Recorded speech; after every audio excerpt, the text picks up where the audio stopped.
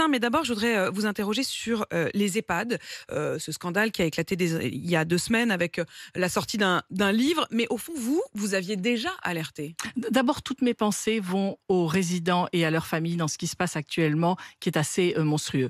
Effectivement, en fait, depuis un certain nombre d'années, on a des réclamations de maltraitance, justement, dans les EHPAD. Et on a vu ces réclamations augmenter avant la crise Covid, mais aussi pendant la crise Covid. Et donc, on a rendu un rapport au mois de mai, parce que, point de départ, est-ce qu'on est bien tous d'accord que les personnes âgées résidentes en EHPAD ont les mêmes droits que tout le monde? Et quand on dit ça, ça veut dire quoi? Ça veut dire respect de leur dignité et également protection contre toute forme de maltraitance.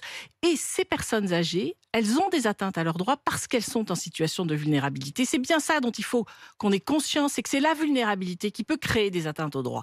Donc nous, on avait des réclamations, donc on a rendu un rapport, on a rendu des décisions. Vous avez mené des contrôles, vous avez rendu un rapport. On a rendu, et puis au fur et à mesure des décisions, on a rendu un rapport. Ce rapport, dans ces cas-là, il s'adresse aussi bien au gouvernement, aux directeurs des EHPAD, aux ARS, aux conseils départementaux. Et vous l'avez rendu quand? On l'a rendu au mois de mai, avec un certain nombre de recommandations. Et si on suivait nos recommandations, dont celle qui est finalement le taux de personnel nécessaire en face du taux de résidents, nous réclamons 8 personnels pour 10 résidents. Sachez qu'en Allemagne, c'est 10 pour 10. Donc quand on demande 8 pour 10, c'est pas monstrueux. C'est 6 pour 10 dans le privé, 7 sur 10 dans le public, ce n'est pas assez. Une partie de la maltraitance, elle est due au fait que quand une aide-soignante, elle a 20 toilettes à faire en 2 heures, ce n'est pas possible. De fait, elle va être maltraitante, on va maltraiter la personne âgée. Donc ce taux d'encadrement, il est juste indispensable. Dans les recommandations, il y avait aussi le contrôle.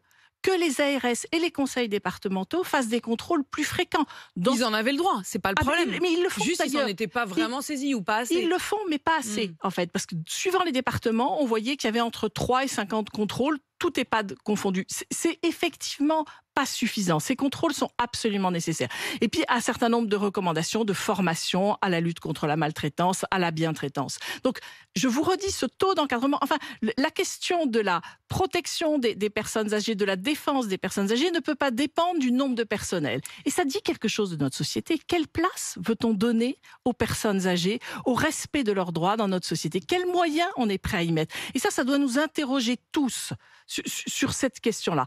Et je pense que c'est vital de protéger les vulnérabilités des personnes quand il y a des risques d'atteinte aux droits. C'est que vous dites que vous avez rendu ce rapport en mai et on a presque l'impression, quand on écoute le gouvernement, qu'il découvre aujourd'hui, à la faveur de ce livre. Non.